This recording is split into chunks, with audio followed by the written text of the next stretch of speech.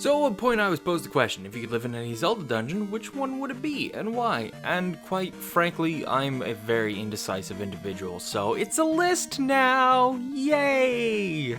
Because there isn't enough of those on YouTube.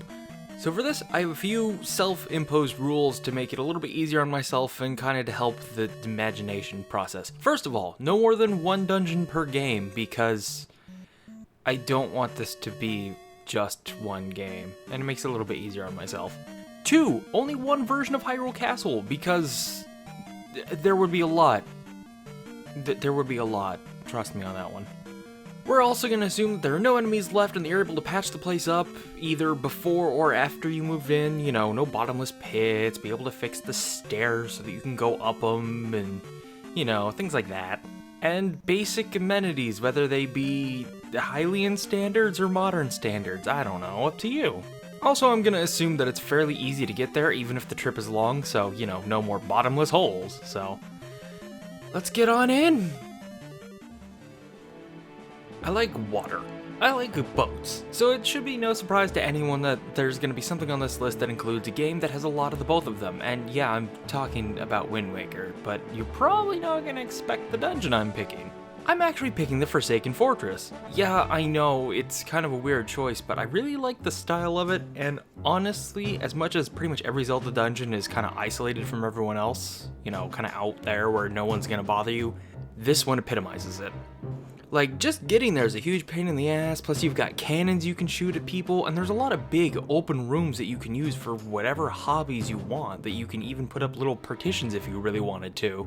This place is probably one of the best blank canvases as far as floor plans go, plus there's always a tower that you can go up and hang out and look out the empty ocean and be like, you assholes are leaving me alone, right?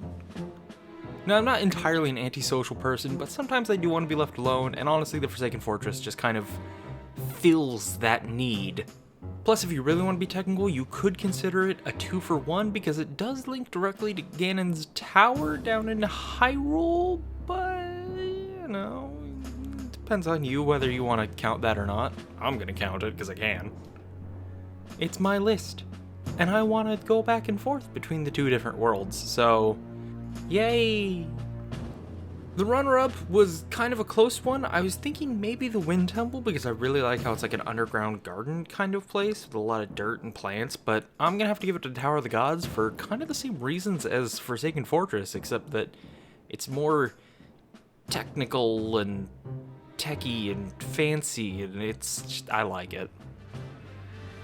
At number 4, this is where we're going to put our Hyrule Castle slot, because I love Hyrule Castle, but it's too obvious of a choice to really put it near the top, and it's a very generic castle 90% of the time, so it doesn't have as much pizzazz sometimes. Anyways, the specific Hyrule Castle I'm going with is going to have to be Link Between Worlds, because A, nostalgia factor, B, I really like the style of it, C, you can kind of get around to anywhere nearby very easily. And it's just got such a great view. That extra balcony that they added is just, it's beautiful. I love this part so much. It's really hard to decide between most Hyrule castles because they tend to have similar floor plans. And yes, I know that this one has basically the same floor plan as Link to the Past, but this one just does it better, I feel. Granted, it's largely because it's not as restricted by the technology, but still.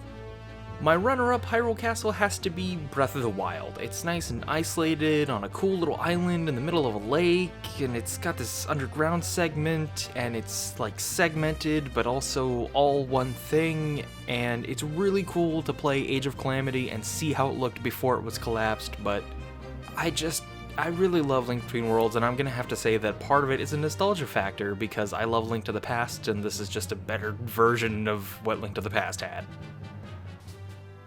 Like I said with the first one, I really like water, so I have a feeling that a lot of you are gonna think you know where this one's going, especially because it's beautiful.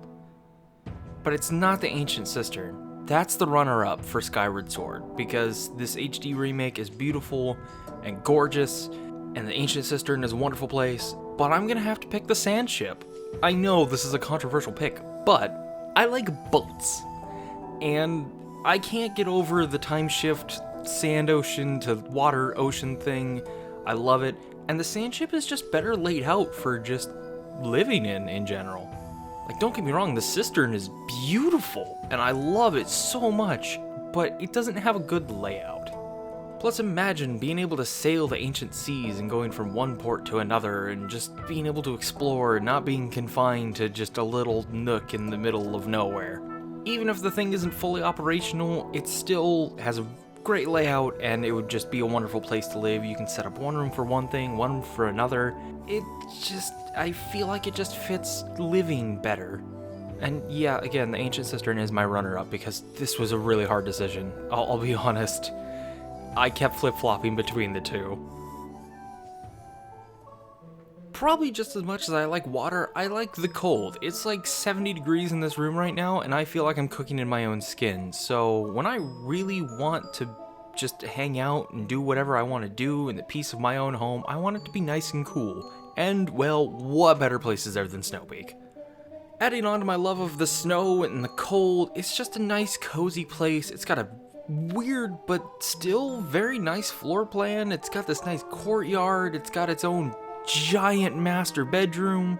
Granted, this is one heck of a fixer-up, but you can do it over time, you know. I mean, you only need 1 or 2 rooms to start and then slowly patch the place up. Heck, it's even got an armory.